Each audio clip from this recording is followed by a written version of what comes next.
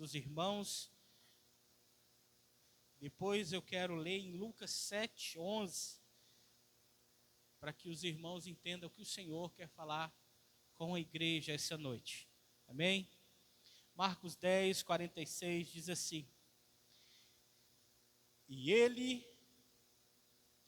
eles chegaram a Jericó, e saindo ele de Jericó, com os seus discípulos e um grande número de pessoas, Bartimeu, o cego, filho de Timeu, estava sentado ao lado da estrada mendigando.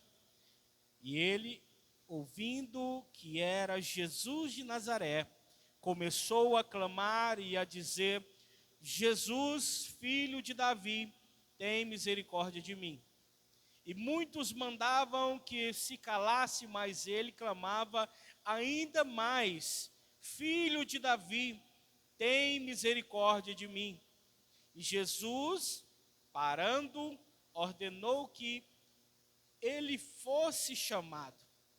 E eles chamaram o homem cego, dizendo-lhe: tem bom ânimo, levanta-te, e ele te chama. E ele, lançando de si a sua capa, levantou-se e foi até Jesus. E Jesus respondeu e disse-lhe: o que queres que eu te faça? E o homem cego que disse: Senhor, que eu receba a minha visão.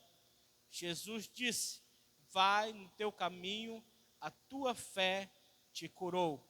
E ele imediatamente recebeu visão e seguiu a Jesus pelo caminho. Glória a Deus.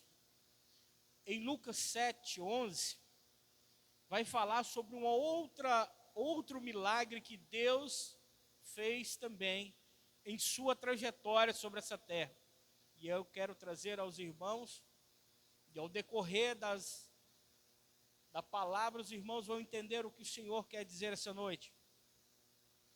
Lucas 7:11, a palavra diz assim: e aconteceu que no dia seguinte ele foi a uma cidade chamada Naim, e com ele ia muitos dos seus discípulos e uma grande multidão. Ora, quando ele chegou perto da porta da cidade, eis que ali um homem morto era carregado para fora, filho único de sua mãe, que era viúva, e uma grande multidão estava com ela.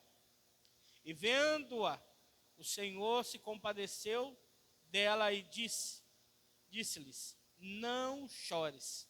E chegando-se, tocou o esquifre, e os que o levaram pararam. E ele disse: jovem, digo-te, levanta-te.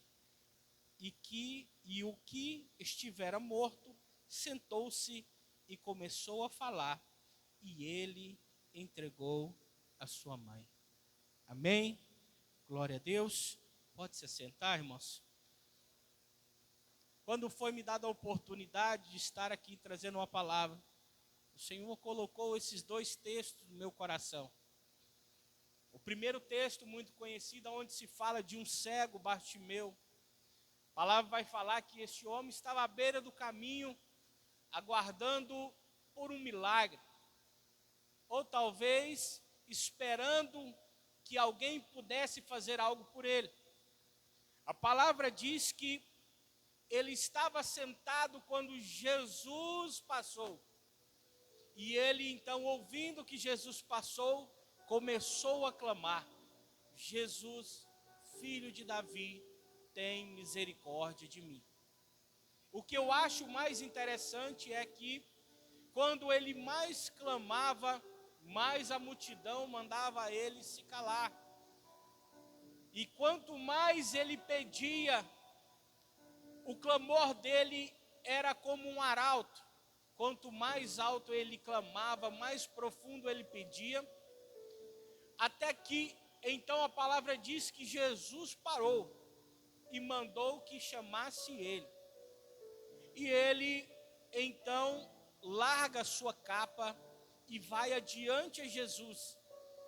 E ali Jesus faz uma pergunta: o que queres que eu te faça? Jesus agora vai fazer uma pergunta direta para ele. Ele poderia pedir qualquer coisa, mas ele queria apenas enxergar, porque era a única situação que ele vivia, é porque ele era cego, ele não conseguia ver as coisas como nós vemos. Mas isso não foi empecilho para Jesus, nunca foi e nunca será. Quando Jesus pergunta para ele, com a certeza que o milagre estaria por vir. Mas algo me chama a atenção dentro dessa palavra também, que Jesus vai dizer que a tua fé te salvou. Ele tinha uma fé que ele cria naquele que estava perante ele, mesmo não vendo, mas ele cria que ele poderia fazer um milagre na vida dele. Então, esse cego, ele é curado, e por sua feita eles poderia ir embora para a casa dele, poderia fazer qualquer outra coisa, mas a palavra me diz que ele seguiu a Jesus. Quando vamos mencionar a outra palavra, vai falar-se de uma mulher, uma viúva, não sabe-se o certo quem era o esposo, mas essa mulher acabara de perder um filho. Se você for ver na tradição judia, quando uma mulher que ela já se trata de viúva, ou seja, já perdeu o esposo, e o filho falece, ela está numa situação que ela perdeu tudo. Os judeus entendem que quando uma mulher perde o seu esposo, perde o seu filho, então tudo o que ela tem que ser passado para o parente mais próximo. Então aquela mulher não tinha mais nada. O que ela tinha, ela estava carregando em cima de um vou falar caixão, mas aqui ele fala esquifre, que era uma maca, porque os judeus era tradição carregar sobre esse esquifre. Só que é tão interessante que a palavra diz novamente, e Jesus parou, e olhando, comoveu de íntima compaixão. Jesus vai adiante, não pergunta nada para aquela mulher, mas ele sente o que ela está sentindo. E ele encosta no esquifre. Para os judeus, isso era algo inaceitável, porque um judeu encostar em algo que estava morto se tornava impuro. Mas Jesus, como sempre, ele quebra os seus protocolos. Ali ele dá vida a quem estava morto, e ele volta a reviver novamente. Então, aquela mulher já não está mais deixada ao léu. Novamente ela tem a herança dela, que é o filho. Mas irmão, o que você quer dizer essa noite com essas duas mensagens? Se você analisar e pensar, as duas mensagens têm duas situações semelhantes. Jesus parou. E nessa noite de culto de milagre, o que você tem feito para que Jesus pare? Para que Ele observe e veja o que você está precisando. Eu acho interessante que quando eu estava estudando, e eu não imaginava acerca dessa palavra, o Espírito Santo falou no meu coração. E é muito interessante que quando a palavra diz que ele se levanta e joga a capa era a única coisa que ele tinha. Se a gente for conjecturar aquela capa era a única instrumento, a única coisa que ele tinha no seu corpo, é o único bem que ele tinha. Mas ele não queria viver aprisionado ali. Ele queria ter vida. Ele queria enxergar. Essas duas palavras eu posso dimensionar em dois tipos de crentes que tem dentro da igreja. O crente que está cego espiritualmente e o outro que está morto espiritualmente. Às vezes tem alguma capa que está nos deixando à beira do caminho para que nós não possamos ter o nosso milagre. Talvez tenha algo que está nos prendendo, mas eu quero dizer a essa noite para você, por mais que a capa esteja sobre ti e seja a única coisa, você ainda tem a voz para gritar: Jesus, filho de Davi, tem misericórdia de mim. Você ainda pode clamar, você ainda pode ir ao seu quarto.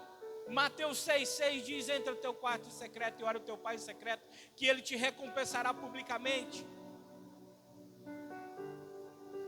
O que não tem nos tirado do caminho, o que tem nos encostado para que nós não possamos viver o milagre de Cristo, o que tem feito com que nós não possamos mais ver a possibilidade de olharmos para o nosso filho ou para a nossa mãe, o nosso pai, nossos avós e dizer: o que está acontecendo? Que eu não vejo o milagre acontecer na vida dele ou na vida dela. O que será que tem sobre os ombros que está deixando que ele pereça ao caminho ao invés de ir atrás daquele que está fazendo e tem feito e fará todos os dias da nossa vida, que é Jesus Cristo? Às vezes o milagre está tão próximo e nós não entendemos isso na nossa vida. Jesus está passando. É momento de nós clamarmos nessas últimas horas, gritarmos bem alto para aquele que pode resolver a nossa situação. Às vezes o irmão A, o irmão B pode orar, pode resolver, sim, mas tem situações que é você e Deus, é você e o papai, é você e Jesus. E esse moço que está ali, ele quer não só viver aquele mundo que ele vive, ele quer viver a mais. Ele quer viver o extraordinário.